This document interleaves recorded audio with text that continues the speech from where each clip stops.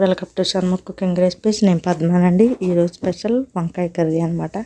చాలా బాగుంటుంది, చాలా ఈజీగా చేసుకోవచ్చు. దీని రైస్లోకి చపాతీలోకి చాలా బాగుంటుందండి. దీన్ని ఏ విధంగా చేసుకోవాలో, దీనికి కావాల్సిన పదార్థాలు ఏంటో చెప్తాను. ఆ విధంగా చేసుకోండి. ముందుగా 1 కిలో వంకాయలు తీసుకోవాలి, బాగా కడుక్కొని ముక్కలు కట్ చేసుకోవాలి. అలాగే ఉల్లిపాయలు కూడా 3 తీసుకోవాలండి, ముక్కలు కట్ చేసుకొని పెట్టుకోవాలి.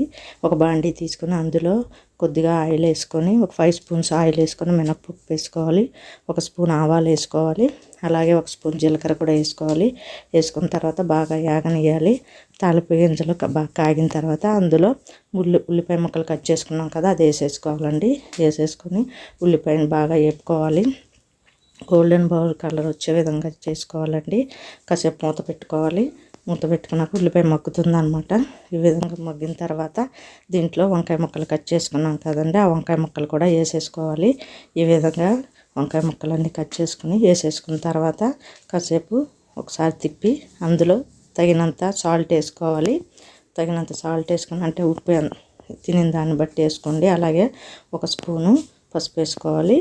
ఆ విధంగా చేసుకున్న తర్వాత బాగా కలుపుకోవాలండి. ఈ విధంగా కలుపుకున్న తర్వాత ఒక 5 మినిట్స్ దాకా కాస్త తిప్పుకొని తర్వాత మూత పెట్టుకోవాలి. మూత పెట్టుకున్న తర్వాత అందులో 15 మినిట్స్ దాకా మగ్గనియాలండి. మూత పెట్టేసుకొని ఈ విధంగా 15 మినిట్స్ అయినాక మూత తీసి చూస్తే ఈ విధంగా మగ్గుతుంది అనమాట. ఈ విధంగా మగ్గిన తర్వాత ఇందులో కొద్దిగా జీలకర్ర పొడి వేసుకోవాలి. జీలకర్ర వేసుకున్న తర్వాత అందులో కొద్దిగా కారం కూడా వేసుకోవాలండి. కారం కూడా వేసుకున్న తర్వాత అందులో చిన్నులపాయలు మెత్తగా దంచుకొని వేసుకోవాలి. ఇప్పుడు మనము ఈ జీరా పొడి ఉంది కాబట్టి వేసుకోవచ్చు, లేదనుకుంటే రోట్లో జీలకర్ర, చిన్నులపాయ, కారం వేసుకొని బాగా దంచుకొని ఆ పొడి కలుపుకోవాలి. ఆ విధంగా కలుపుకోవచ్చు, ఈ విధంగా వేసుకోవచ్చు.